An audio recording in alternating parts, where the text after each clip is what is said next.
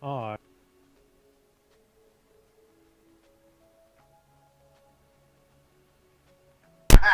That was hilarious, and no one heard it, which was even better.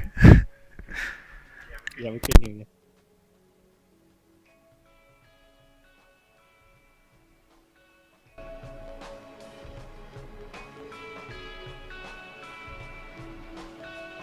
No. Gabo, can you hear me? No. I haven't heard him in a while. He's been talking this whole time. He thought you were mad at him or something. Oh, no, absolutely not. I haven't heard him at all.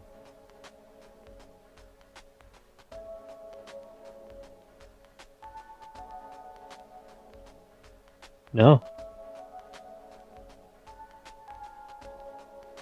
Alright, well, we thought we were starting. Hi, stream. How are you today? Hi, stream. We're having difficulties as usual. And right after we started, which is even better. You know what's funny is we even started late, so we could make sure everything was right. It's been a couple. No, you're not even lighting up. You're not even lighting up. Disconnect from D&D voice and come back. Did it change? Do you use push to talk? Maybe it changed your button? Is your push to talk different? Discord be weird like that sometimes. No one can hear you. I heard you when you first came in, like, a while ago. But I No. Wow, this is weird.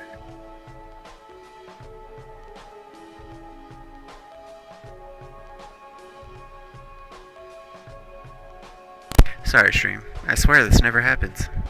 Well, I can go ahead and keep going while they figure this out.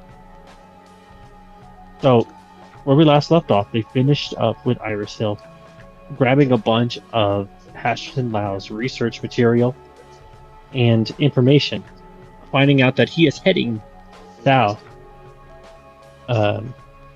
towards Casimir to meet someone about a book called the Necronomicon. They're still going, the party is still looking for him as they're still trying to find answers on what they were doing with him, why they don't have their memories, and the fact that he's delving into places he shouldn't belong.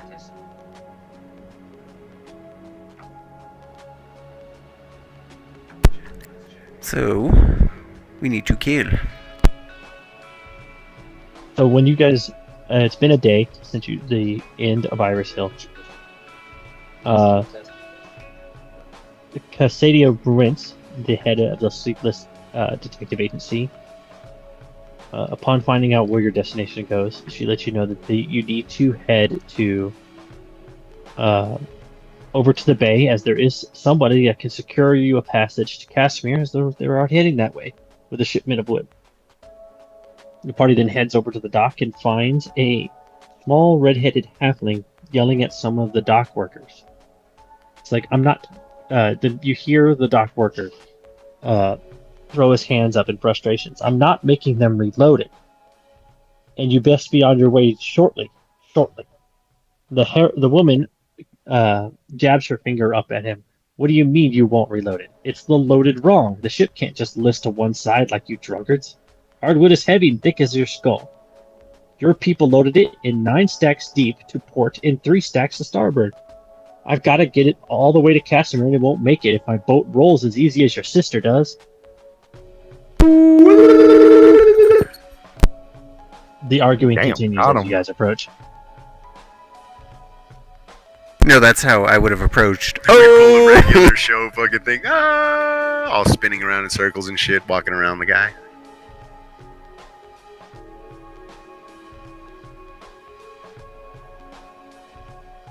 Alright, so what do you guys want to do?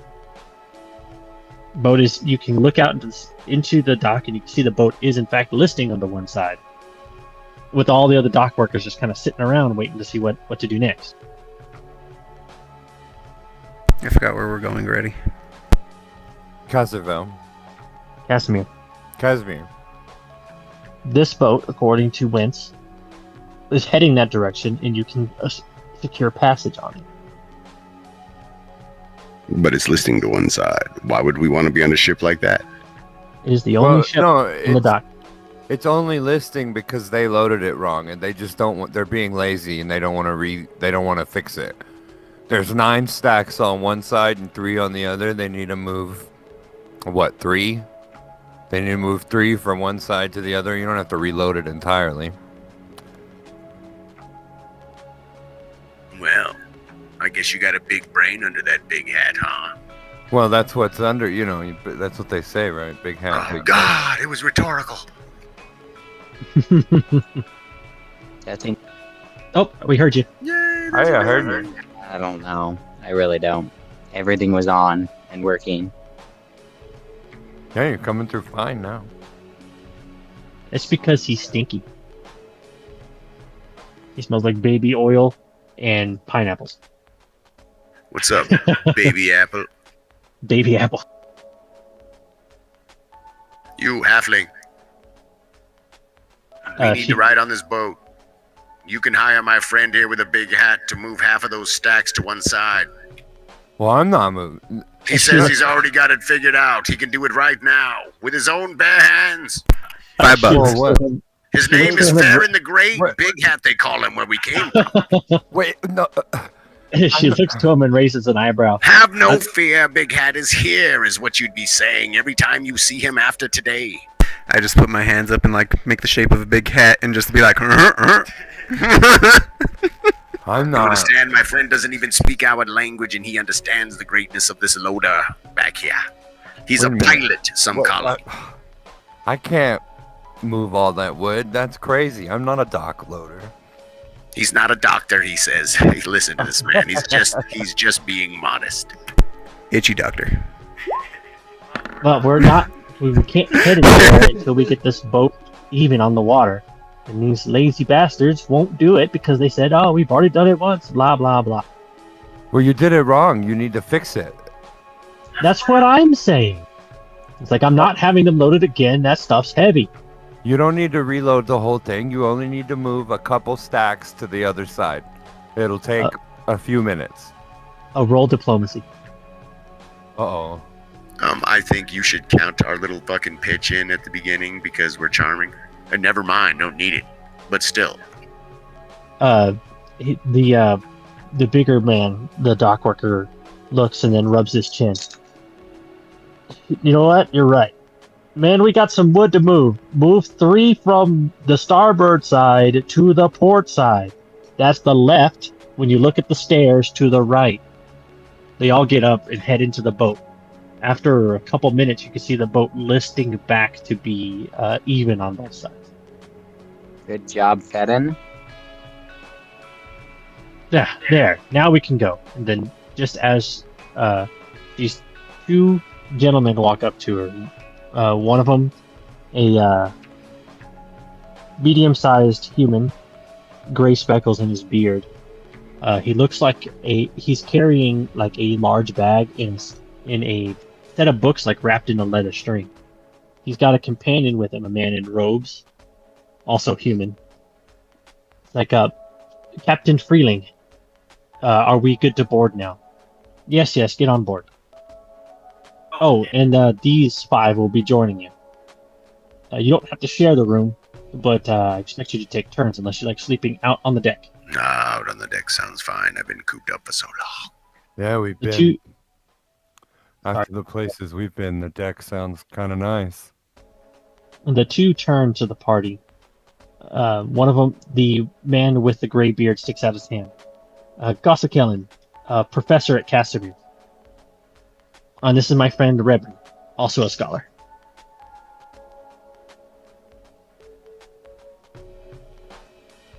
We're heading back to Casimir after our sabbatical here in Ustalav. Guessing you guys are going to Casimir as well. We are, yes. We're looking for someone and hoping to find him. Ah, well, I hope you do. It's a long journey. It's going to take us 2 months. So she says. I hope you're in for a long one. They said it's dangerous too. You guys look formidable. Hopefully you decide to defend the boat instead of jumping off of it at the first sign of danger, right? Well, we can do much more than just convince your dock workers to move one half to the other side. We'll see you on board. They pick up their packs next to them and head across the docks, across the gangplank onto the ship. Good job, Baron. So we see if we have sea legs. From them blabbing their mouths, I'm Captain Freeling, Captain Skywind Freeling. I am the captain of the what is the name of this damn boat? The Sailing Starling. We'll be traveling the Sailing River, passing through as little places along the way, as I do not like the folk from there, and they may lead to trouble. We don't have any guards on boat, and my sailors can hold a sword, but doubt they'd be able to hit anything.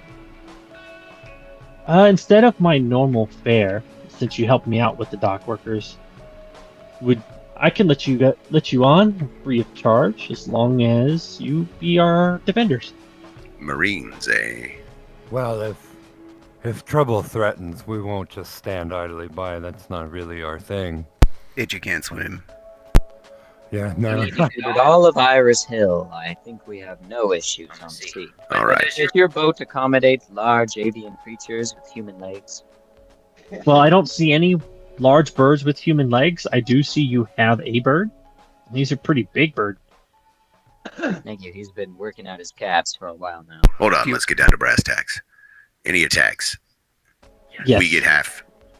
Oh, I don't pay you. No. We get half of the spoils of whoever attacks us. Because we're going to win. We assume you're going to make a claim on any boat that attacks us, but once we claim the boat, we'll split it with you, because we don't know where to sell it. Oh, I don't have the authority to be privateering on this river. I'm just here for passage and I'm trade. speaking simply of self-defense. I mean, I used to be a privateer, All right, but I we'll don't do keep that it life all. no more. Let's go on board. Oh no, I'm telling you my backstory. You started this. No, well, we're not talking about privateering. It We're all talking started about in 1963. We're not gonna go find a fight, but if a fight comes our way, we might help. It would help if I ourselves. got your names, though. My name is Baron, but everybody calls me Big Hat on account of this hat I wear. My My name name is Rudiger.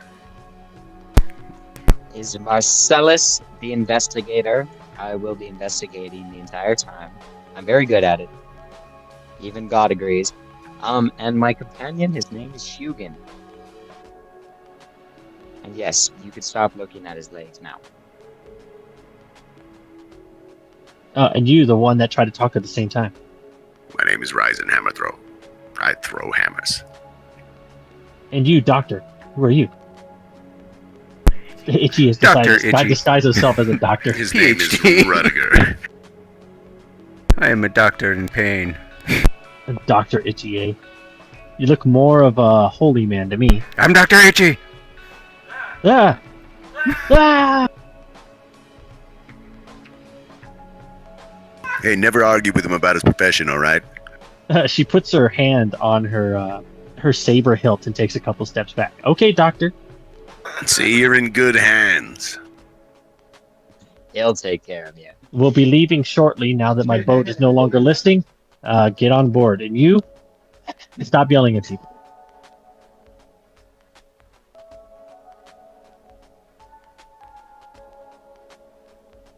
So the party heads on board. Let me get you up to...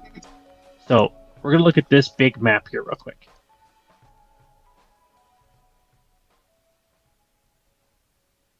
And I always come back to this if you guys are lost on where we're going. So here's the path that you guys will be taking. Be heading down this way, down the river here, and then it's a straight shot down to Casimir. Man, that boat will never fit down that river. It'll take It'll take 2 months to get there Why can't we just get an airplane ticket already? because you guys don't have airships. We're not that rich. Well, you guys aren't. I expect some good Final Fantasy boat music, please. I don't have any.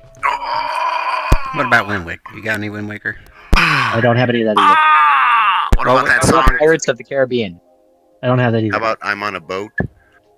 I don't have that either. Well, what do you have? T-Pain, bro. I have the music I already have because it takes a while to put in music. He's got the Skyrim thing now. He lost the Weird Al Yankovic fucking call out there.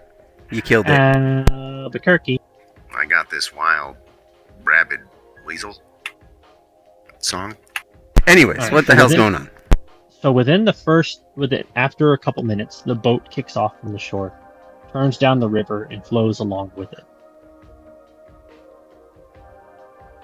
Now you guys do have, from picking up some of the stuff at Hasterton's place, you have access to his journals, which you could take some time to begin to research to find out what he knows about the Dreamlands, what he was doing there, and what he's after.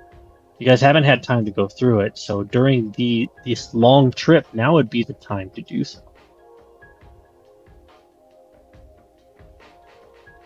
So, because you have such a long trip there, there's going to be some days where probably nothing happens.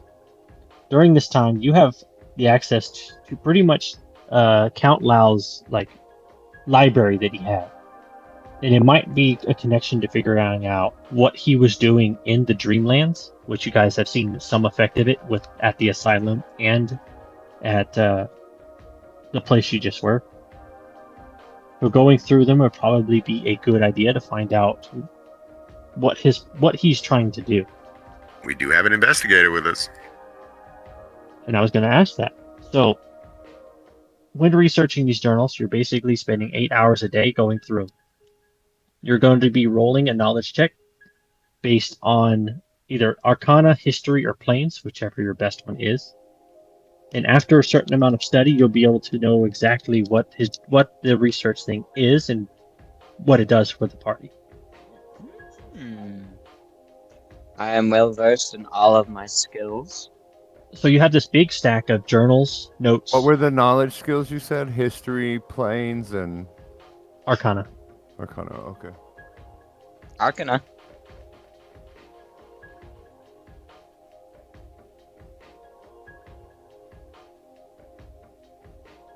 I'd like to study. I'll use knowledge planes, if that's okay. Would you like to be the one who does the studying? Well, I can.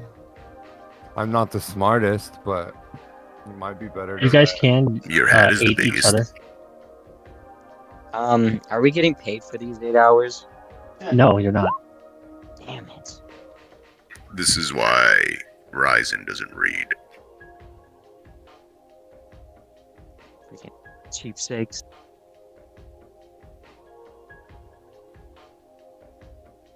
All right, so who is going to be the main researcher and who wants to aid?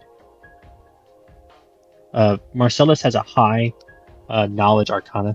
I gave him a bit more on this level. Only by level. I have a +5 in religion. For these particular notes, this one requires Arcana.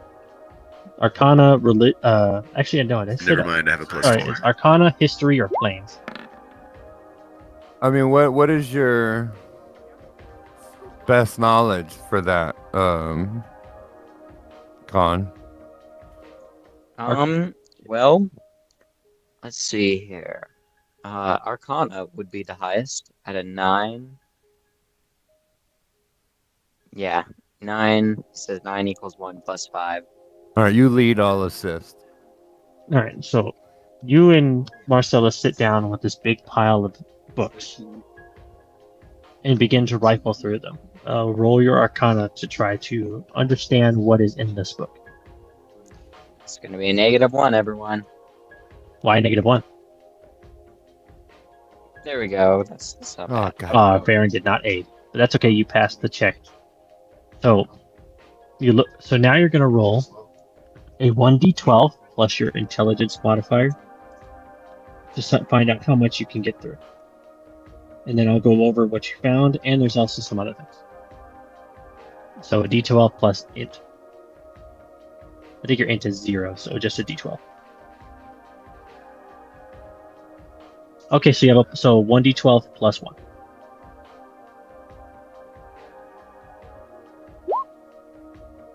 Wow. So 2. What the hell?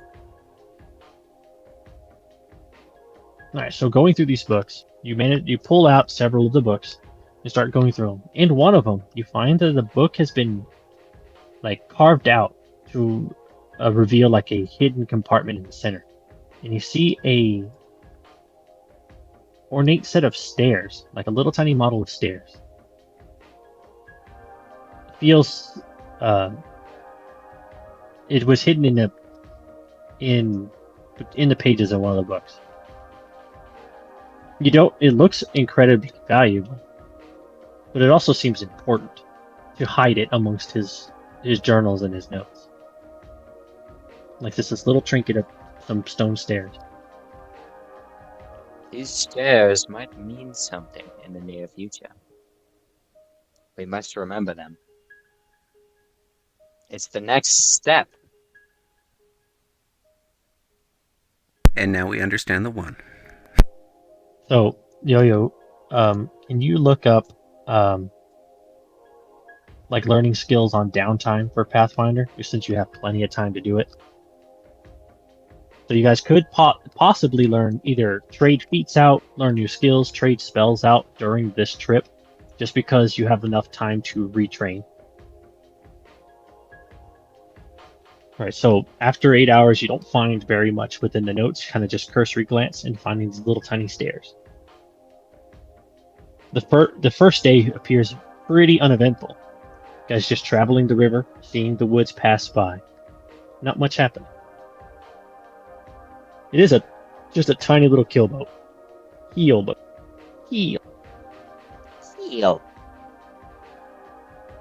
Alright, so now it's the next day. Got a little bit further along the river. The boat hasn't stopped since you started, so the river pulling you along and the single sail keeping the boat moving. So now we can do another research attempt at his notes. Cabo, shall we read?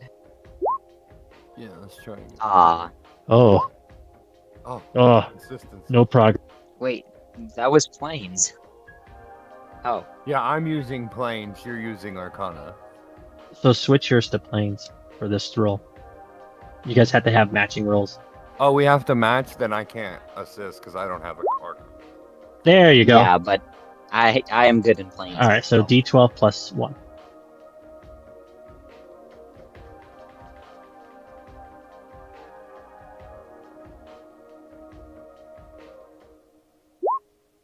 That's much better. Yeah, that's better. All right, so far you've done 13 total. Okay. Okay, so here's what since you were able to get through a lot of it today after getting through the first cursory glance. Lau's notes indicate that his journeys occurred in a place called the Dreamlands, a vast and relatively stable section of the dimension of dreams. You learn the fundamentals of traveling in the Dreamlands. Most types of damage experienced in the Dreamlands vanish upon waking, except the mental ability damage, or drain, or spells, or items used in the Dreamlands are not brought with you. So if you find like a super legendary weapon in the Dreamlands, upon waking, it will remain in the Dreamlands. Also, you cannot die in the Dreamlands. If you suffer enough damage to be considered dead, you immediately awaken, but your mind will be ravaged from the damage you took. It seems like the Dreamland is free of consequences, but as soon as you come back to reality, You have to pay for it. It's also a vast and relatively stable section of a different dimension. You find out more that Lao's plan to reach a mysterious person in the Dreamlands known as the Mad Poet. We ran into one of his cultists, his extremists, that had great powers. And we've seen people escape through his dreamland. Yeah, and he also writes that the Mad Poet is dangerous unless he is appeased. Lao's focused on his investigation on how best to approach this inscrutable and certain sinister figure. So he's looking for someone in the Dreamlands called the Mad Poet that was going to apparently is a very powerful creature within the Dreamlands. Well, whoever this Dreamland Master is, we'll see if he's really good at poetry or not. Then the last bit you'll find is that Lao selected a caravanserai in the vast Dreamlands desert as his initial destination. Here he planned to talk with other dream travelers to gain information on how to locate and appease the Mad Poet. And that's as much as you could gather from his notes for today.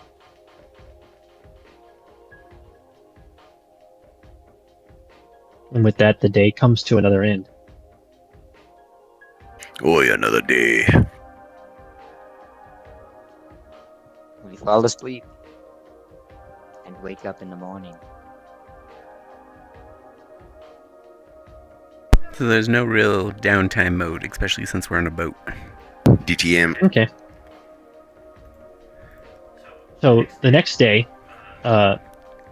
Captain Freeling gathers everybody on board. Oh, by the way, there's 12 sailors on here, but I didn't want to overload this page full of icons, so they're kind of invisible, but they're there. So he begins to talk amongst the crew that you guys are going to be passing through a place called, trying to avoid a village called Ilmarsh. Said that no ships get a friendly welcome in this forsaken town. You can hear the crew muttering darkly as a chill fog begins to roll in and cover the river. He moves back to the rudder and pushes the boat a little bit closer to the shore so that they do not get turned around. While through here you pass and you can just see the edges of the river on either side, and it's gone incredibly quiet. I need everyone to roll a perception. I could smell something. I perceive something ill in the ill swamp of illness. Hugin gets one too. Marcy's like, I don't know what you're talking about. Smells kind of like a fart out here, but that's about it. Okay.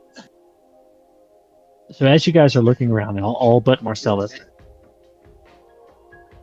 while looking around on the shore, you can see what looks like cloaked figures about 200 feet away on the shore. You see them passing a long barbed chain from one wharf to the other along the jetties, basically rendering the approach to Ilmarsh impossible as you're slowly passing through it. You cannot see the faces in these hoods, but the people are gathered up on the shore watching the boat slowly pass. Are those what people call hoodlums? So it's a chain across the river that doesn't let us pass. No, it's so... We just can't go into Ilmarsh.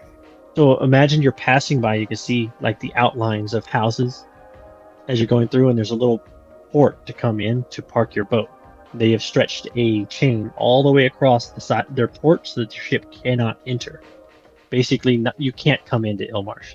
That's what they're saying. We are not welcome here. That's alright, it smells like a fart here in the marsh. Itchy and Ryzen, while you're looking at the people on the shore, when turning to, what's the back of the boat called? The stern. The stern. While turning to the stern of the ship, just in the back, in the fog, you can see what looks like two large red sails in the fog, about a quarter of a mile behind you. Looks like Ilmarsh wasn't just gonna let us pass by. Like, you could see just a glimpse of it, but then as soon as you catch a glimpse of it, it immediately disappears back into the fog. as if it wasn't even there. The dread pirate Roberts is behind us. We're being followed. Hmm. Careful, Captain Maybe- Freeling. Maybe we could try to convince them not to follow us, per se. Itchy, yell at them. Maybe you can terrify them through the fog and slow them. Okay. Hello, And then Farron, from the after they point out that they're being followed, you turn to the stern of the ship. But instead of looking at the ship that is no longer there, you see 4 shapes shooting through the water like a torpedo directly towards your boat, coming from the direction of the ship that is here. Sahagin. Something's coming. 4 splashes erupt on either side of the boat, and creatures land on the decks. The crew scatter from them, but you knew they were coming, so you were ready. Yeah, they're gonna die. I would have drawn my weapons as soon as Big Hat said something's coming. Exactly. None of you guys are caught. Last surprise. Oh, we've actually seen these creatures before. Yes, they're called Nuttus Sackus. Yep, these things are Ellis. Buniths. All right, we're rolling for initiative. Fishy Snatches. Oh, that's 2E. Ah, If you wanted to use that guide, I put one in the chat. That, kind of can go through things.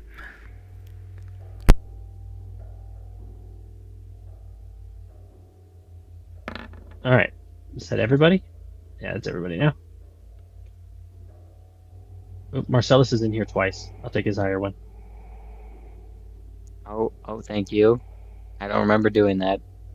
Anyway, all right. So this one, standing right next to Marcellus, immediately upon landing on the deck, launches. Wait, You don't I'm have not to on speak board. no English real good. Say what? I have you at 15. You are faster than right. Oh, I guess it's a bug. I don't know what's going on tonight, but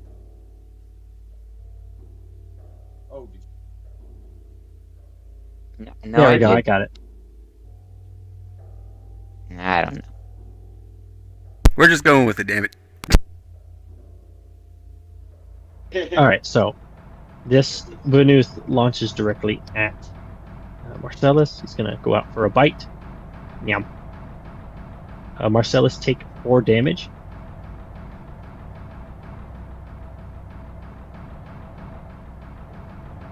Oh, and I don't trip you. And then Ooh. you're gonna get clawed up. No. You will be Fireball. taking. Your AC is incredibly low. You don't have mage armor on. What do you mean? It's a 14.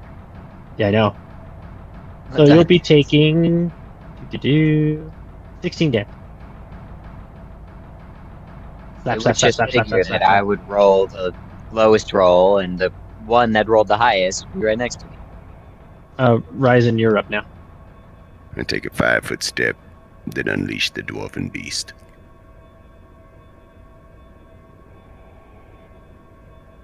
Oh god, put that thing away!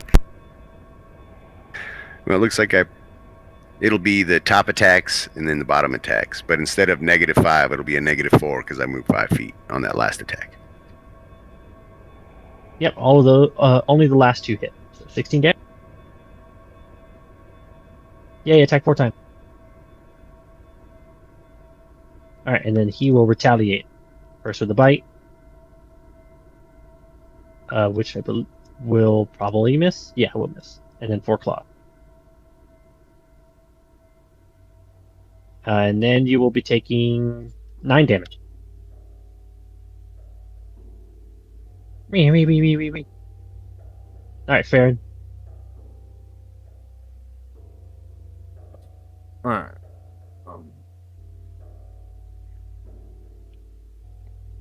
It's my turn. Yes. All right.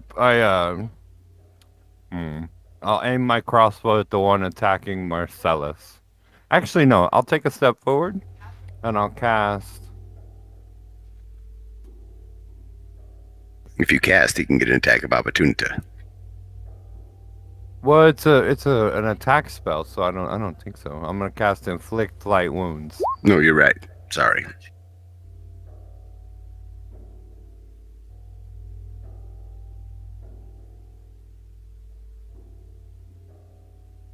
All right, we'll save for half. We'll fail. I'll take that 9. Such a wimpy sounding spell too.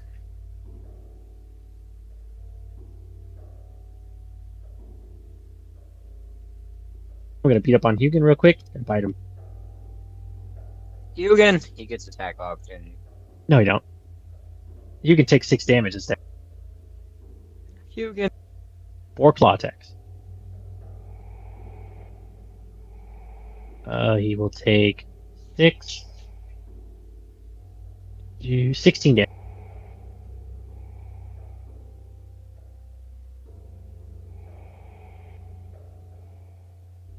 Alright, now it's Itchy's turn.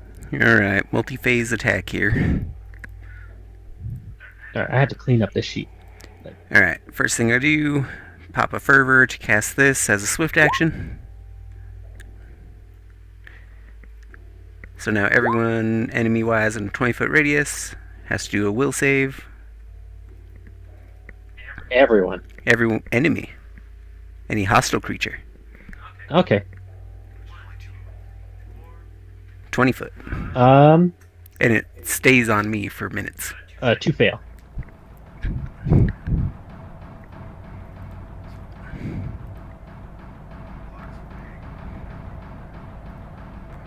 So everyone within 20 feet? Yeah, all hostile. So it's only affecting 3. Okay. Alright, our game is really messed up because there's actually 4 creatures here. Oh yeah, I only see... Yeah, I see 4.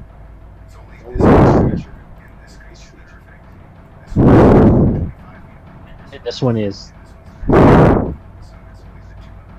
Okay, so just 2. That stays on me, so... Alright, 1 fails. So it's a -2 to attack and saving throws and AC. Yeah. And then... Ooh. Oh, I get an attack of opportunity on you. Yeah, you do. I take this. I missed. Yeah. Tower shield. Alright, that was miss. Alright, so all I can do is attack now. Alright, I cleaned up the turn order. Slap a bitch! For 6? Hold on. The spell was standard action. Then I popped a fervor to do it as a swift. Okay. Alright, I'll take that 6 damage.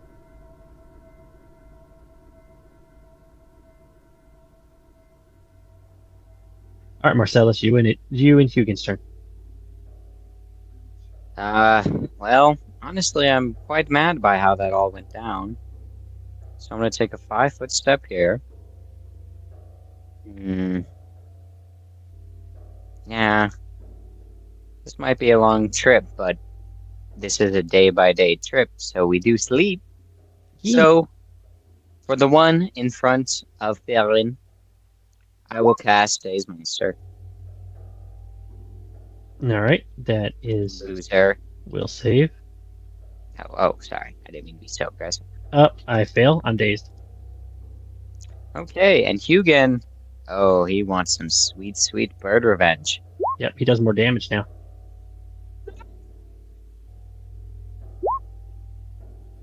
Well, how is he getting 3? Oh, I guess Hugin gets 3 attacks now. Of course. And he causes bleed. 5, 10, 14, 22. So 22 damage and then do bleed. 1d6. Hold on, that might be too many attacks, but I'll fix it later. 1d6. Yeah. Ah, God damn it, Hugin. I think I messed up Hugin's sheet.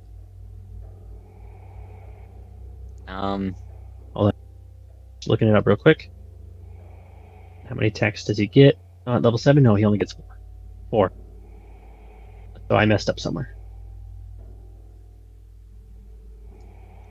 Technical difficulties stream. Yeah, why is he attacking 3 times? He should not be. Yeah, whatever.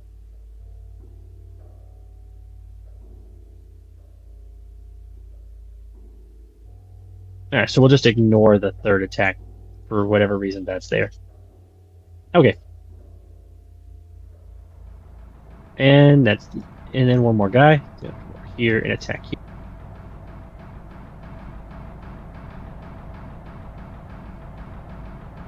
Hugin will take 6 more damage.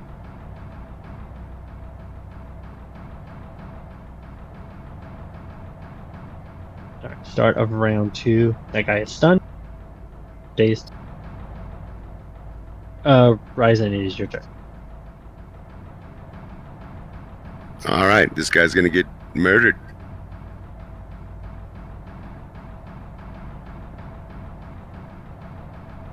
The last attack would be a 10. 19 damage. Alright. This guy takes 1. I'm gonna attack Itchy. Nothing gets through. Next. Oops. This one down here. Will it Ryzen.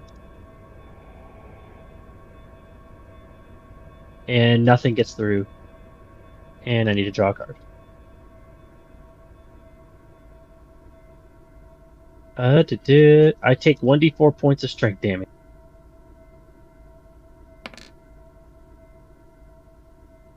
Yeah, it didn't affect him.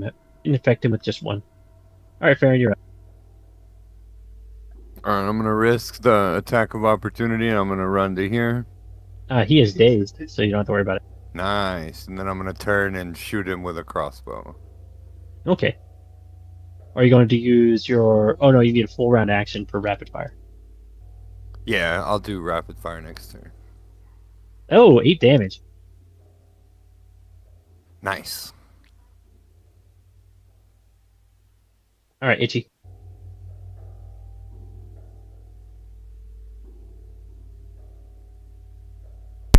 What is Itchy gonna do? I flank the flanker. And give him an ol'. How you doing? Hi, how you doing? With one of these. Really? 5 damage. Really? That was lame. I rolled a 5. You rolled a 2. No, I rolled a 5. To hit. I was hoping for a Mhm. crit.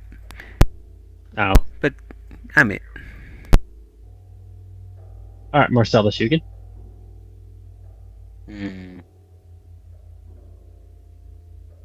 Let's see how. Well, I guess I have multiple of these. So, Marcellus looks at the ground, and his hands raise, and a golden hue appears at everyone's feet. His haste is casted upon everyone. Huzzah! Hugin, though, his eyes turn red. It's time for revenge. And he's hasted. His the one in calves flex so slightly. Yes, his legs become very veiny and muscular. And he uses his very long toenails to claw the one in front of him. Well, which one's the one in front? Well, what's the front of the ship? I got him. And behind him, he does a full 360. And he hits the other one with claw. And And rolls a 1. oh, he rolled a 1. Yes, he did. There you go. Damn it. You again. Please be something that doesn't mean anything. Oh, he doesn't have a weapon. His leg flies off and 2d6 squares around. His prosthetic human legs fall Oh off. no, it's natural attack, sorry. It Move was a 10 feet major award. in a random direction and provoke attack opportunity to normal. Alright, so I need you to roll a 1d8, and we're going to be doing it like this. 1 through 8. 1 is up. 1 is So up. I really anything but He 1 falls and off the 2. ship. I'm just saying that he flies. Yeah, he's flying, so this isn't a big deal. So 6 is into the wall. So does he just run into the wall?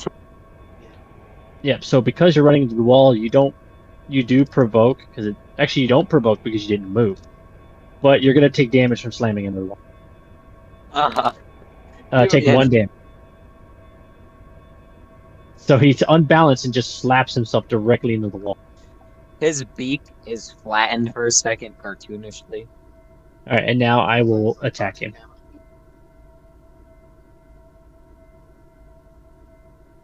Hugin will be taking 7 damage.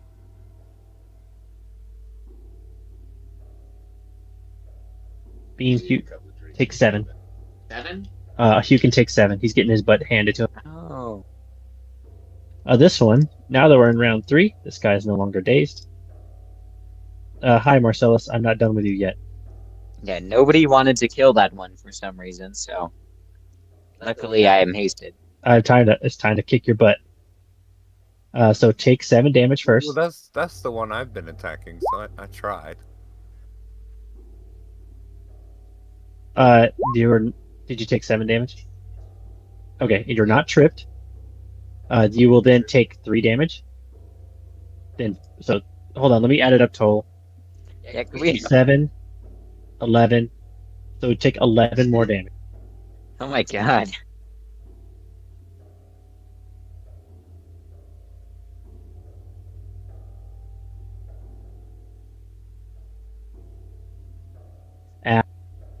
Yeah, I mean, everyone else is here, and we've only defeated one of them, of which Hugin killed one.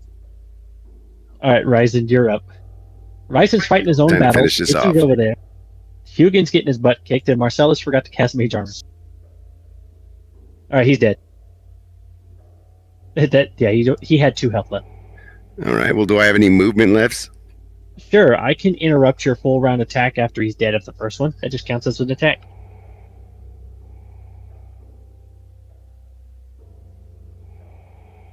Yeah. You guys can go through here. These are like just doors here, but you can just push them open. Yeah, I don't think I could get any closer. Okay. Farron, it's your turn now. Alright, I'm gonna full round action shoot that guy, the one I've been attacking twice. Okay. Yep, you have rapid shot now. And all rapid shot is just the -2 to hit, to fire twice. And you get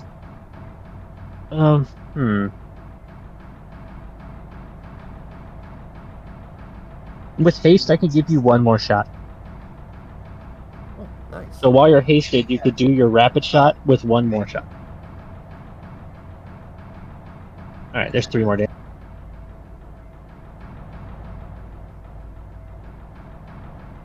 So while you're hasted, I allow you, because rapid shot allows you to fire with as if you have rapid reload, and then haste just gives you 1 more. You're fast as fuck, boy. Alright, Itchy. So there, Farron, that's how we increased your damage on your bow, just allowing you to shoot more than once. Yeah, that's nice. I really like that. That's a good change. And then the idea is to get you rapid reload on your next feat level, to where it only takes a move action to reload a heavy crossbow, and those do 1d10. And then get you crossbow mastery, where heavy crossbows all crossbows are free action to reload. and then maybe exotic weapon proficiency to give you the the repeating crossbow. All right, Itchy. That sounds good. I'm looking forward to that. Yeah, that's going to take, I think, up until level 13 until you get to that point. Doing some weird dancing. That was me moving, so that way I didn't get AO'd. And I give him a good old slabbage. Actually, that dude's within 30 feet. He needs to do a will save. Or 20 feet, rather. I saved. Boo. I rolled a 3. And that's the end of my turn. Well, it's flat-footed water flanked. Oh, and plus he has -2 AC. Yeah, so that actually hit him, but he's not dead yet. For minimum damage. Marceli.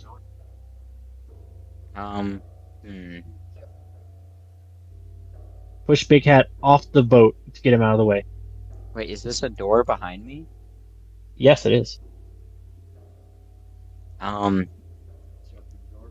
Yeah, can I guess, well,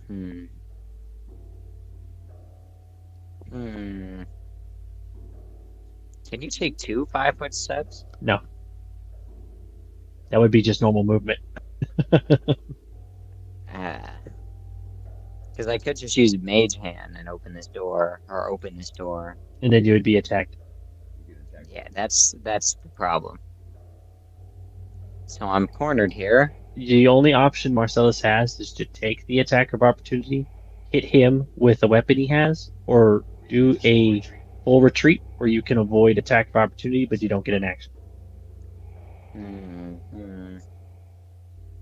You got 27 health. But you may lose a spell if I interrupt it. Yeah, that's the only problem.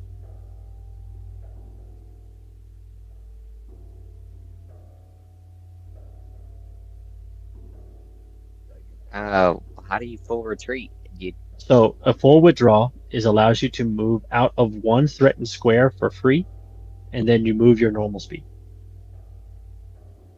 But it is considered a full round action, so you cannot do anything else but that.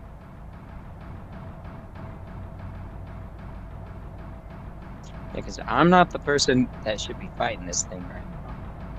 Yeah, if you're in melee range, then you guys are just ill positioned. And I guess I'll do that, go here, and then, run away over here. You will be hit there.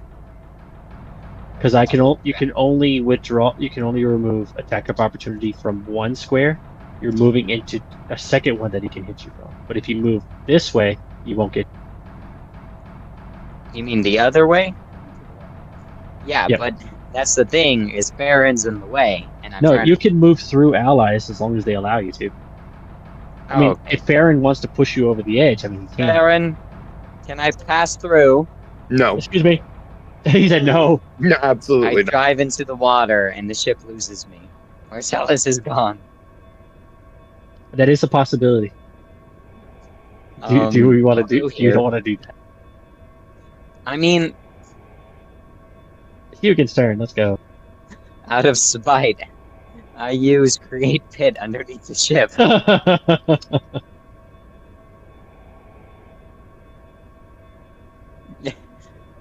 Well, no, it would create a giant vortex, and the ship would get sucked. Oh, again.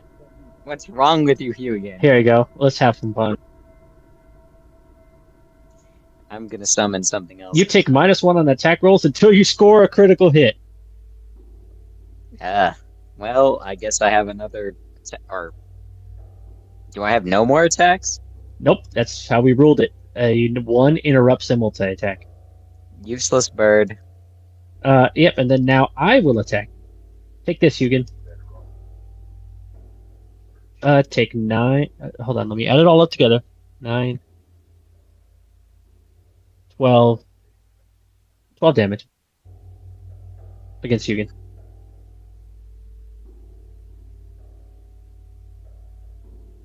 Just minus, you could put in there minus 12. Oh, This guy. Hi, Farron.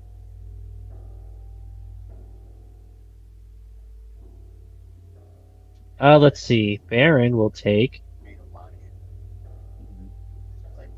3. You'll take 5 damage. You're not tripped. And then I draw a card. I have minus 4 on attack rolls for 1 round.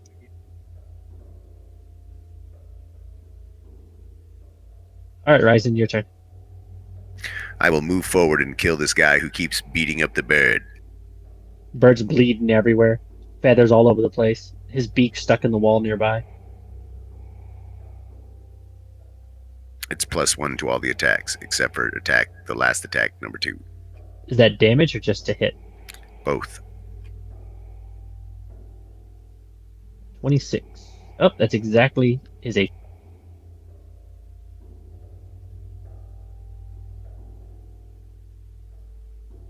Yep, +1 bonus attack and damage.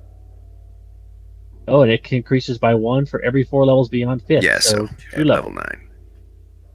Alright, Farron, you're up. All right. I'm gonna step 1 away, and then do I still get a full round action with my step? Yes, you can full round action after a 5-foot step. And that will do it.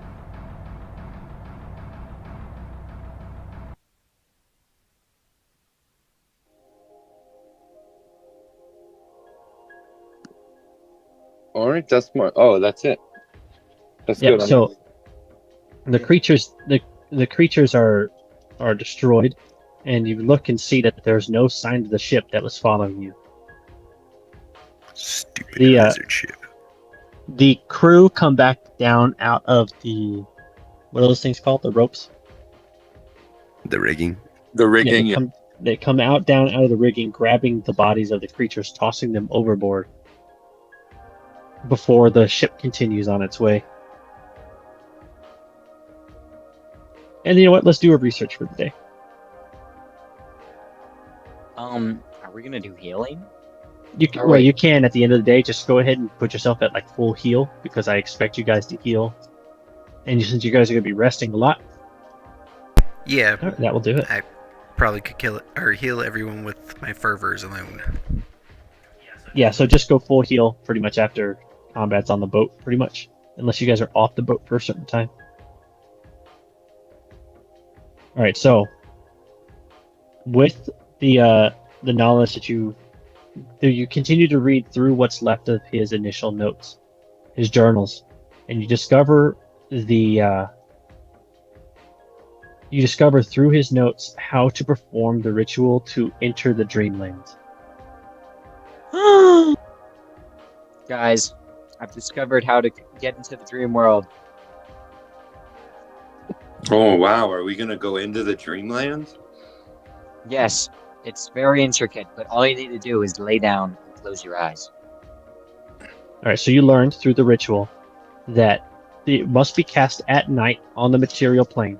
The casters have to be chanting the incantation written in the book, and walk around in a circle around the miniature staircase that you found, each feeling a total of 70 steps around the miniature staircase. On the 71st step, you will be in the Dreamland. Why the 71st? So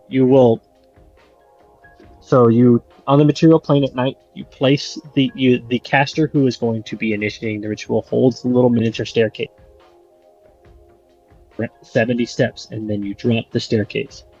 When dropping the staircase, the incantation is complete, and a portal will open where the staircase lands, leading steps downward from wherever the ritual is performed. The casters can step forward to descend the staircase together. Doing so puts the material plane bodies of the casters to sleep and thrusts their psyches into the dreamland. And then, before the ritual is complete, the primary caster can either utter a specific string of words that allow the portal to open in a specific area of the dreamland. Otherwise, the portal opens up at a set location that was last used. In the dreamlands, the casters manifest lucid bodies identical to their own in the material plane, but take ritual backlash damage. Any caster wishing to wake from the dreamlands and return to their body must succeed a DC 25 concentration check in order to do so. This also requires a full round action to perform. It is reduced by 1 for every time they fail to come back, which they then take psychic damage. Or they take damage to their physical body to reduce the DC until they are able to wake. They can try again if you fail a concentration. The caster can use their character level plus charisma as their bonus on the concentration check if they are not a spellcaster. So we can get to the dreamland, but we don't know what awaits us there. So by performing this ritual, everyone will be taking their physical bodies will be taking a 2d6 damage. So while you're inside the dreamlands, your health will be separate from your physical health, and you cannot die in the dreamlands, but you will be taking, it will hurt you, you will be taking damages to your mental faculties upon returning from the dreamlands. All items found in the dreamlands remain behind when you leave. But by entering the dreamlands, you take all the equipment you're currently carrying into it, but you cannot bring anything back out. So we can't bring our own equipment back out? You can. It's whatever you came in with is what you leave with. So if we find magic weapons, we can't bring them? You cannot bring anything from the dreamlands into the material. So you're saying we can't bring nothing back? Right. Any equipment that you find, you can't. Any equipment you find cannot come back with you. But upon returning to the dreamlands, you will have it. Your dreamland body will have it.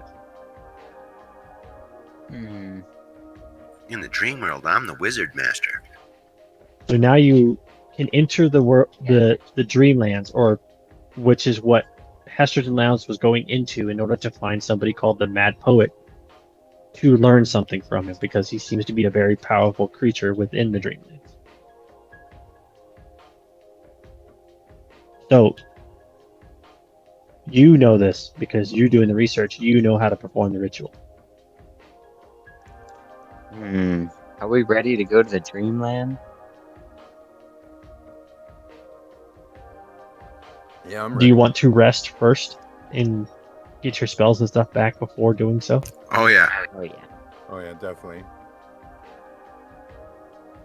Go ahead and just put yourself at full heal and restore your spells back, because you guys would burn all your channels, all your healing, and so forth.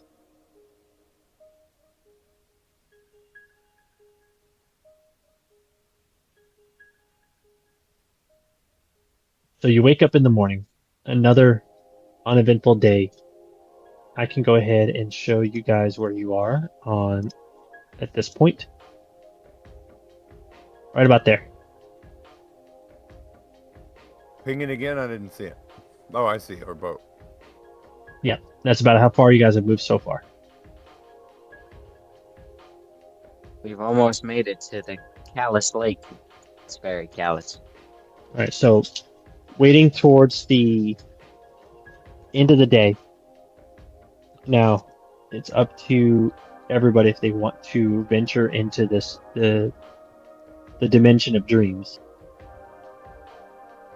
Yeah. With Marcellus being the lead caster in the ritual if he so chooses. Why are we going there? I explained it. We could Well- find. We're Oh, by still looking reading for through his notes, Hesterton Go ahead. Lowndes, the man you're after, who stole your memories and a part of your life you don't remember, has been entering the dreamlands in order to look for someone called the Mad Poet. By him, whatever he found in the dreamlands caused what was happening at the asylum whatever he learned there caused that kind of backlash. So him going in there is not good. So you can go in there and try to find out what he was looking for and possibly find answers to why you still don't have your memories and what he's after.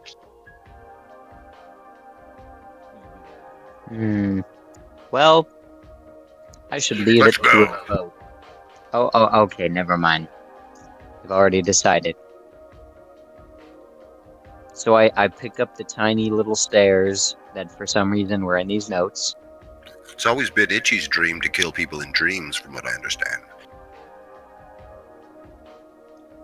Well, in general, but yes. Well, that is his dream.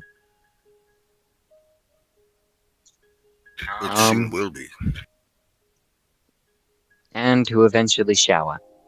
Anyways. So how do we perform the ritual again? I have to walk 70 times in a circle. So you begin, you tell everyone what the incantation is to begin the ritual. Mecca lecca hide, mecca hidey ho. And then, yes. as soon while you're holding this little tiny staircase, or however you hold it on a chain or in your hand, the other casters begin walking circles around you, equaling a total of 70 steps from them. The little staircase in your hand glows a faint, like bluish color. You then drop it onto the deck. When you drop it onto the deck, the stairs when the stairs hit the deck, it doesn't like bounce off and roll away, but instead reveals a staircase going directly into like almost a starry kind of. It's like looking up at the night sky, but actually at your feet. The portal to the Dreamlands is open. It makes a sound effect from Portal 2 of a portal opening. Wimp. I think I have an image for that if you guys want to wait just a second. Dun, dun, dun, dun, dun, dun. Woo, woo, woo, woo.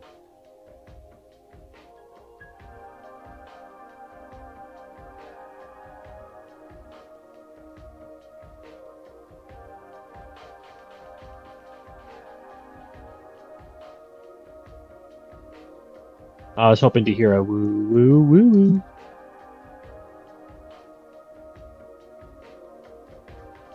There we go.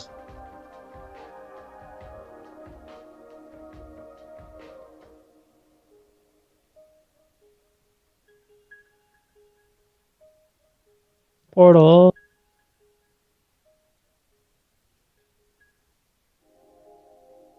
Sorry, Yo-Yo went to the kitchen.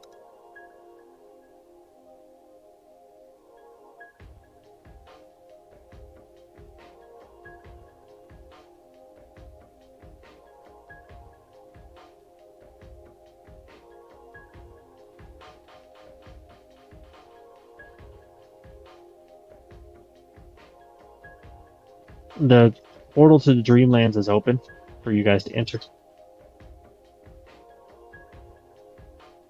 Nobody's done anything yet. Yeah, thought we were all going in.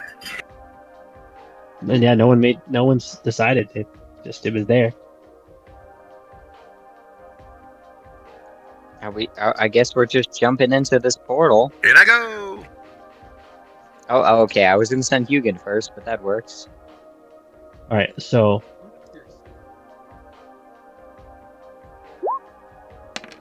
everybody will take 9 damage from the ritual backlash, and you guys' bodies fall unconscious onto the deck.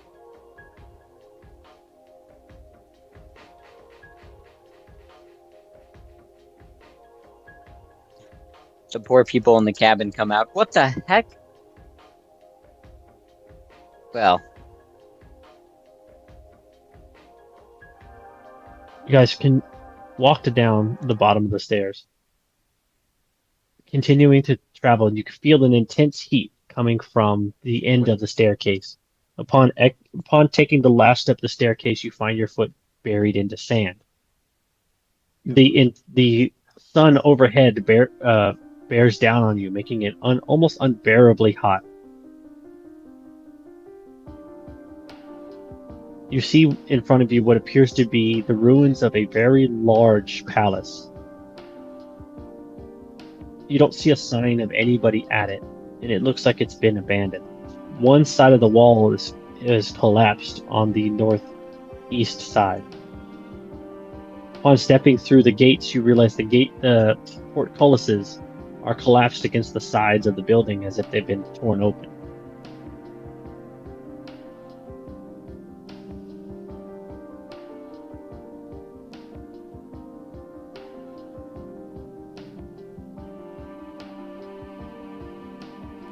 All right.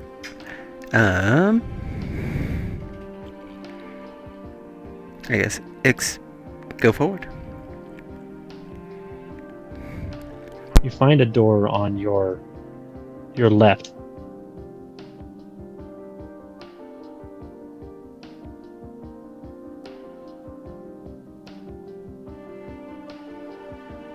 This one here.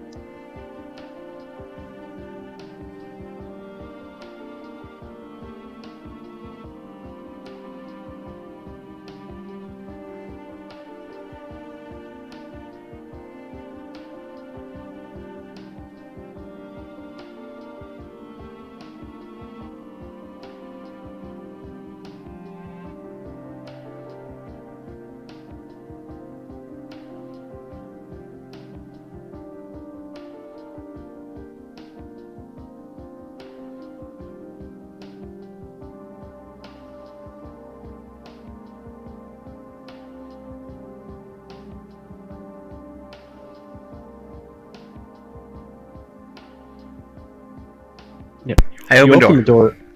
You open the door and you realize it's a wide doorway contains only the lower half of a door topped with a wide shelf, beyond which a cool, comfortable passageway leads into the canaversary, however you say that word. A tattered curtain dangles from the lintel. The room beyond contains only a few bare tables and a narrow, barred door.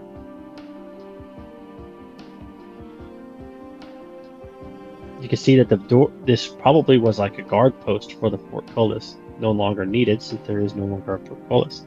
The door at the back looks barred, but doesn't look locked. To enter. You head over to the door and realize that the only thing holding this door back is a single piece of wood stretched over where it connects to the frame. Yeah, there, Cavo. Down there. Sorry, my kids were bothering me. What's up? What did I miss? Went to the door to the right. I'm with you.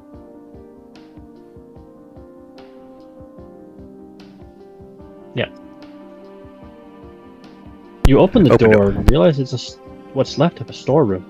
At the very back, you can see a rusted and forgotten weapon. You see that something special about the weapon. There appears to be holes carved into where the center of the blade is. Almost to like give it more potency when swung. A very powerful magic is emanating from it. That was going to be my next question. They need you, Marcellus. Sensing that they need an expert investigator, I go through the room. I run on top of this table. Oh, I don't see anything. So I move in front of the door instead. And I see the sword. What the hell is this thing? I happen to know immediately. Well, you take 20 minutes. So I can give you 20. And then the rest of the party can see the surprise in his eyes as he's staring at a +1 Vorpal scimitar. A what scimitar? A Vorpal scimitar. Would you like to know what Vorpal does? Yes, please share with the entire group what a Vorpal scimitar is. Mysterious. Does anybody remember the Alice in Chains story? Not Alice in Chains, Alice in Wonderland? With the Wabbajack that she has to defeat, and they give her a certain weapon. They give her a Vorpal blade. On a natural 20, on a confirmed critical hit, the weapon cut immediately severs the head of the opponent, causing instant death.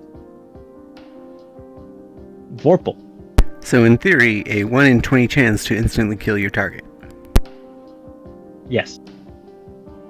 So a natural 20, I confirmed a critical hit with this weapon. Besides any creature that needs its head to survive, it will immediately sever their head, instantly killing the creature. Well, this is essentially a French Revolution sword, if anyone wants it. In case anyone here even knew. I know that when Ryzen come back, he'll be like, gimme, gimme, gimme, gimme, gimme. Well, does anyone want to compete for said sword? It's a scimitar, which is an exotic weapon, and I believe only Ryzen and Itchy can use it. Yeah, and I don't use weapons, so it's Ryzen's as far as I'm concerned.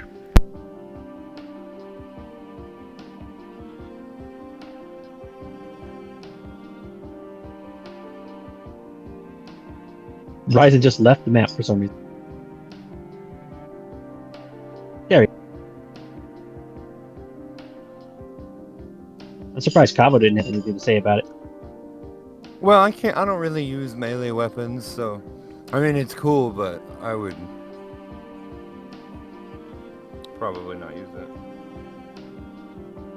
it. Not even a new, not even a nah.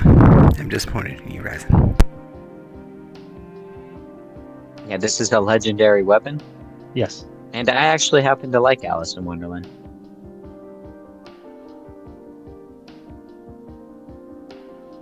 A Vorpal weapon is one of those weapons you usually get at the end of a game.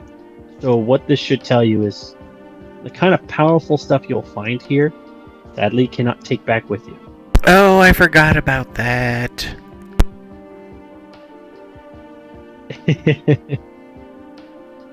So I'm going to give this to Ryzen, because this probably will not be the last time you come back here.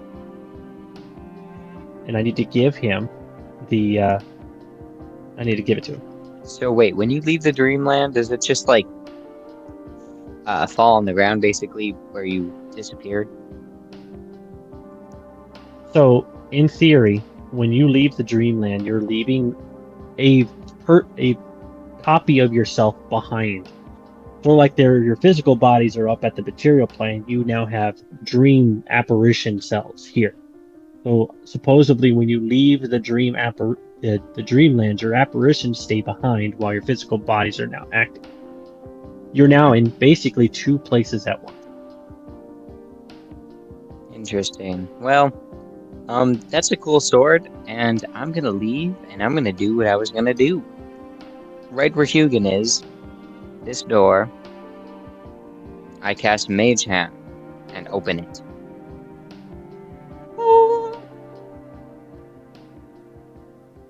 It looks like a hallway.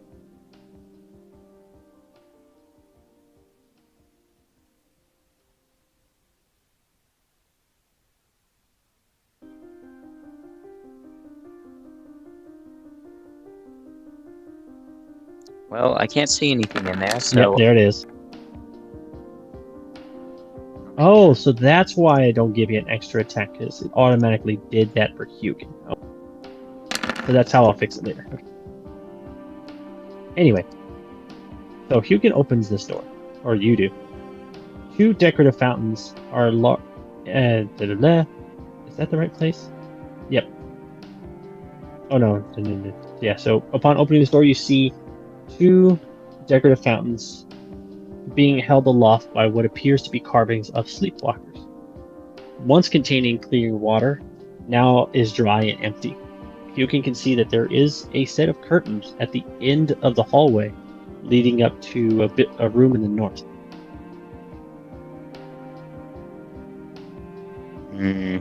I send Hugin in. And he flies in. The whole building explodes, taking Hugin with it. Damn it! Yep, he can see the curtain here at the end.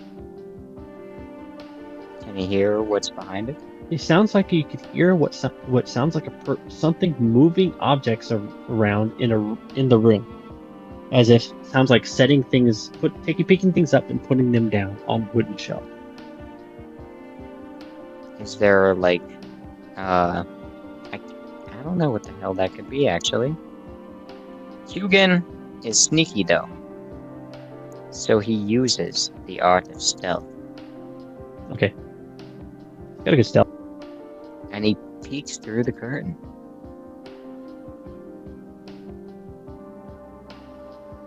You can see what appears to be shelves of items, almost like a shop. Hmm. Upon opening the curtain, a little bell goes ding ding ding. Like, oh, wait, who's there? Oh, I thought I had a customer. Oh well. I'll wait till the next streamer comes. You hear a voice on the other side, calling, recognizing the sound of the doorbell ringing when you open it. Hugin sticks his leg out and he goes, Yoo-hoo! Oh, a bird. Hi, he says in clear, common. Interesting. I've never thought I'd see a bird as a sleepwalker. I guess birds can dream too. Oh, welcome to my shop. And Marcellus bursts in, shoving Hugin out of the way. This is my companion.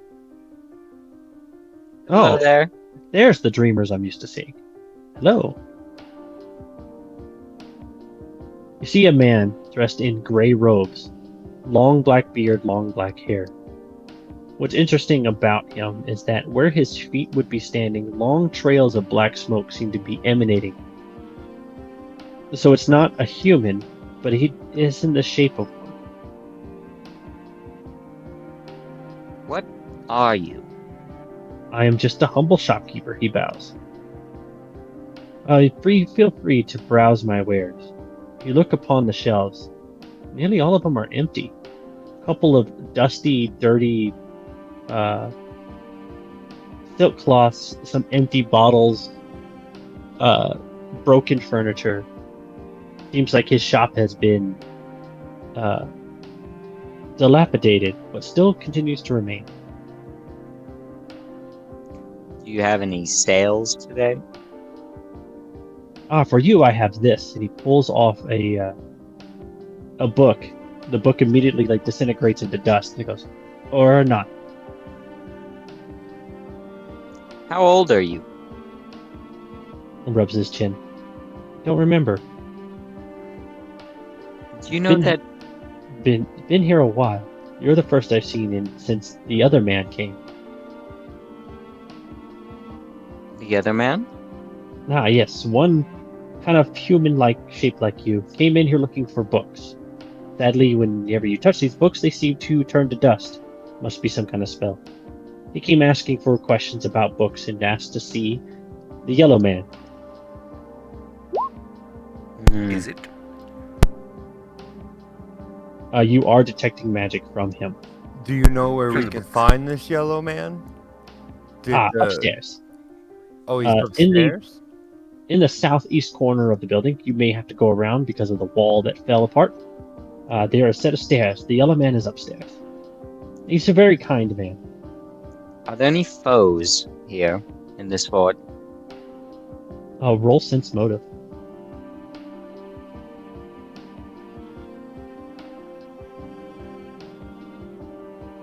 No, I haven't seen any in a long time. None that would be considered dangerous anyway. Hmm. Well, it looks like there's no one here. Except for this thing. What's with the mirror next to you, if you don't mind me asking? How else do you think I made my hair look so beautiful? And he flicks it. And it waves a little bit longer than it should.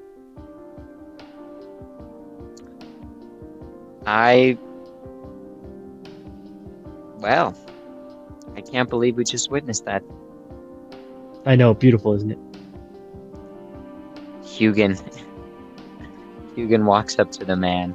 Oh, I forgot about your detect magic there, Itchy, when I said you detect magic from him. You're also detecting magic from the carpet he is currently standing on. Ooh. What type? Something underneath it. No, I mean, like, what type of magic? Good question. Hold on. Hugin asks the man, "Can I touch your hair?" as he holds out his foot.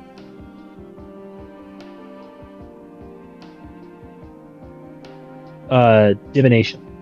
Moderate divination.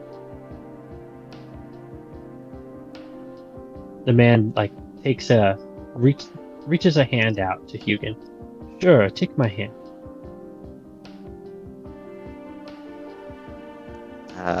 And Hugin makes contact with this thing as he grabs the man's hand. He will take 36 damage as a suddenly negative energy pulses through him, and then the door, the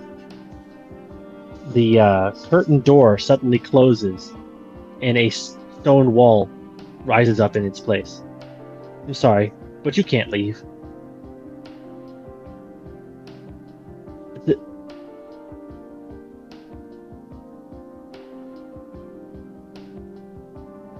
I knew it. Yeah, we're gonna roll for initiative as the visage of the man suddenly warps into this gray-looking creature, sharp-pointed ears, hair completely gone, eyes glowing red, as he floats just a little bit off the ground. I knew your hair was a lie. Only my hair looks that good.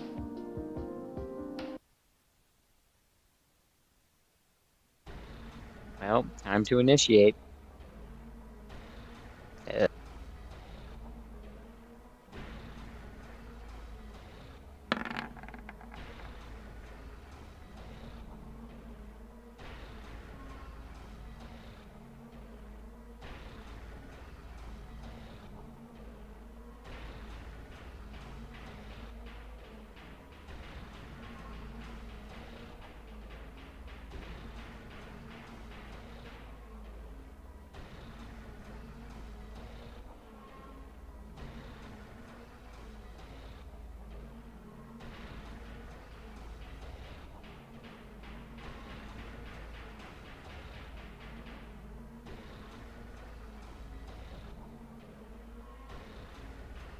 Let's see who's up first.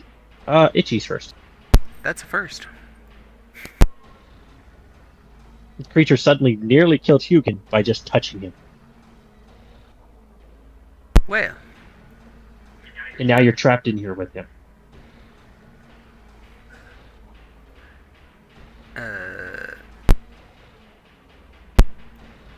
fuck it. Minimum damage, are you fucking kidding me? Range touch. No, that didn't,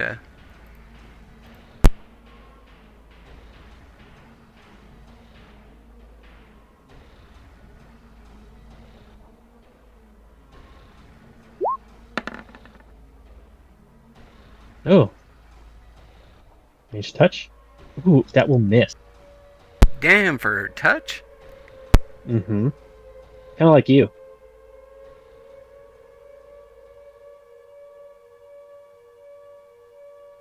Alright, Marcellus. Hugin is, got his life drained from him. I don't appreciate that.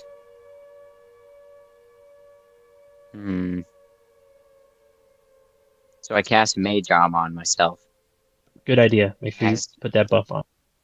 As the mystical glow of magical armor appears over me. Hugin, though, he takes a 5-foot step back to protect his owner. Or his other half, I guess. Okay. Did you tick the buff on your character sheet? Hold on. First off, wrong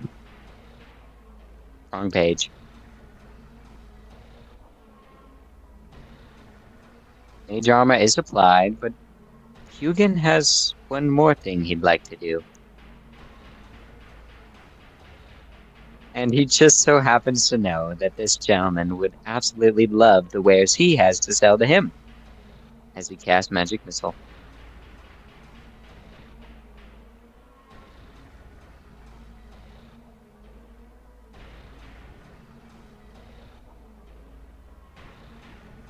He'll take 2 damage. Hugin laughs in bird Spanish. The creature see. Oh, okay. He points at Hugin and casts something. Hugin, please roll a will save. Will I? Hugin says excitedly. Oh, that's a perfect save. Does not affect him whatever was overwhelming it. Good job.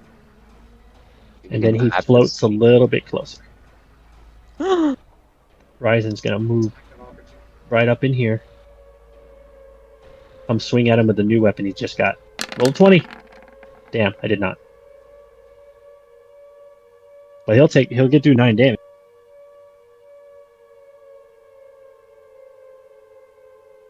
Alright. Farron, you're up. You should have did a knowledge check. Yeah, I'll do a knowledge check. I need you to roll a knowledge planes.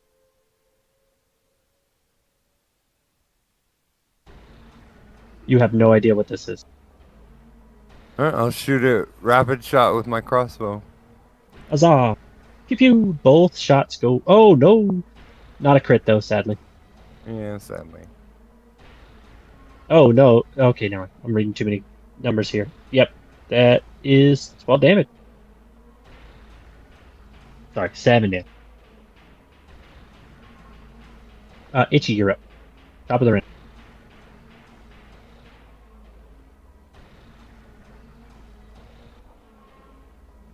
Oh, what the fuck do I do in this case? Have a feeling if I touch him, I'm gonna get the ouch. It seems that he had a touch that like went into Fugin's body when he touched him, and it drained the life from him. Oh, so he touched Hugin, not Hugin touched him. It's basically a mutual like handshake, and then he drained the life from him.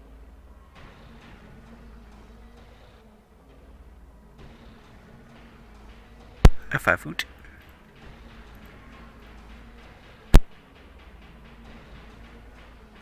We're just gonna hit him with a good old one of these. Bitch.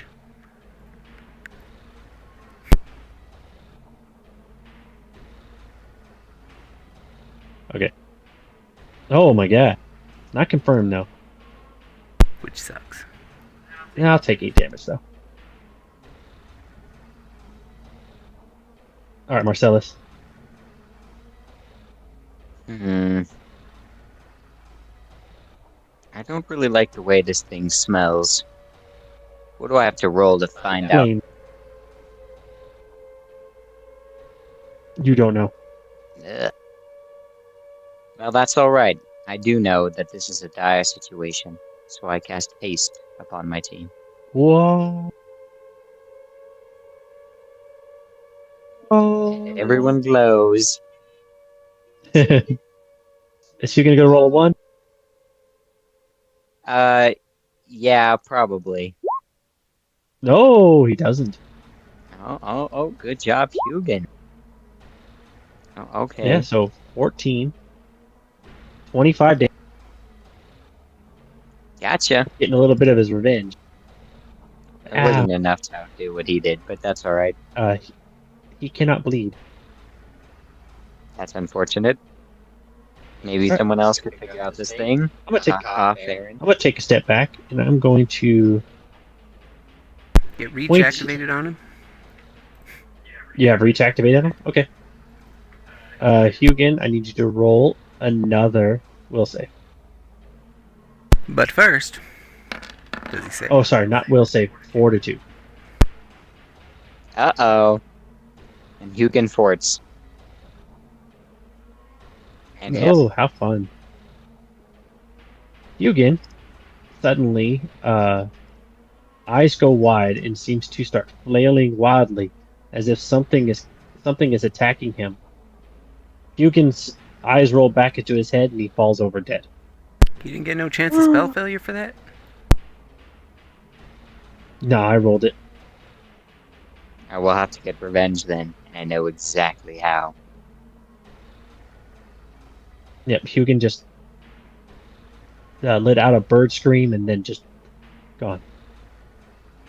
Well, Hugin has left the battlefield. All right, Ryzen's going to take a 5-foot step.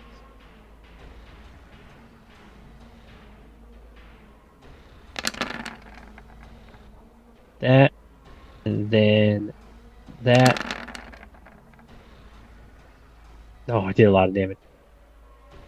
8, 13 damage. Yeah, oh, nope.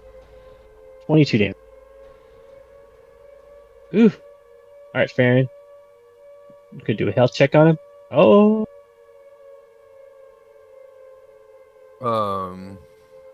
Well, since I'm hasted, I'm gonna full round action crossbow bolts.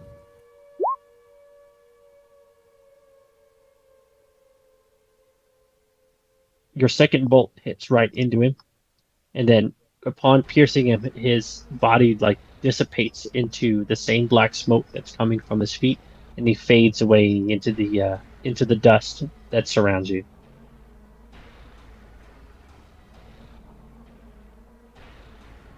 Ba, ba, ba, ba, ba, ba, ba, ba.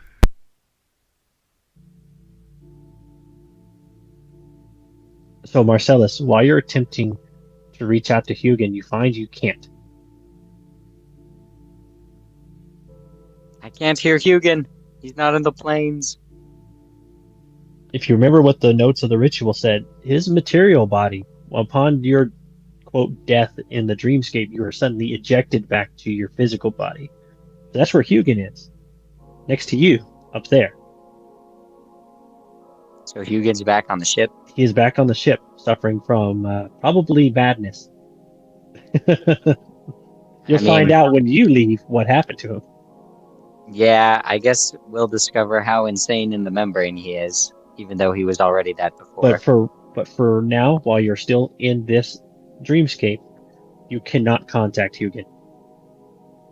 Since he has been disconnected from his dream body has been disconnected.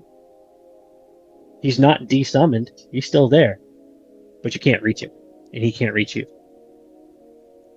Well, that distresses me because I've never met a bird with such delightful legs. I have many other creatures I could summon. You sure do. Okay. So Itchy, about that magic item. I see. You go over to the carpet that he was standing on and move it out of the way, and you see hold on a second. You see that there are 6 enormous emeralds laying underneath that carpet. Each one about worth 1,000 each. But one of them is what's emanating that magic. Check on my emerald. La la la la.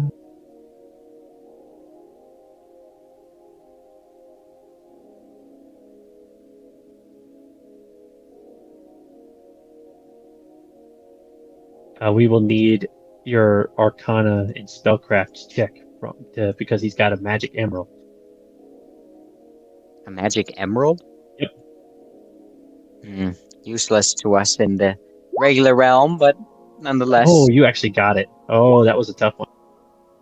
I got the second one. So, Yo-Yo, this thing is called a Gem of Seeing. Oh. A finely cut polished stone, undistinguishable from other jewelry. When looking through it, you gain the effect of true seeing. It can be used for 30 minutes a day in increments of 5. Oh. That's pretty useful. True seeing, for those that don't know, true seeing allows you to see hidden objects, secret doors, exact locations of creatures that are under the spells of blur, displacement, and able to see invisible creatures. Also, able to see, if you further focus on a subject, you can see into the ethereal plane by looking through it with concentration. That's very useful. When we find the yellow man, this would be a perfect use for it. I'm sure he has lots to explain, considering his friend was no friend of ours. So, Itchy, you have a gem of sight, a gem of seeing, and then about 4,000 useless gold rubies. Can't take them with you. And the curtain door, the stone that blocked this door in, lifts up, and the curtain opens again, back out into the hallway. And I think this should be a good place to stop since the dragon has got on a important call. So good night, stream. We will see you all next week as they continue to explore the Dreamlands. It was all a dream stream. To grab all these really cool super weapons that they can't bring back with them. Yay! Yay! And they're going to be loaded up with so much money that you can't take back with you. And Hugin is dead. And Hugin is permanently dead. Yep. Because I Man. killed him. I keep his I legs. finally killed him. He's gone for good. His bird legs are no more. Human legs. But close. All right, good night, stream. Good night, stream. Have a great night, Bye. stream.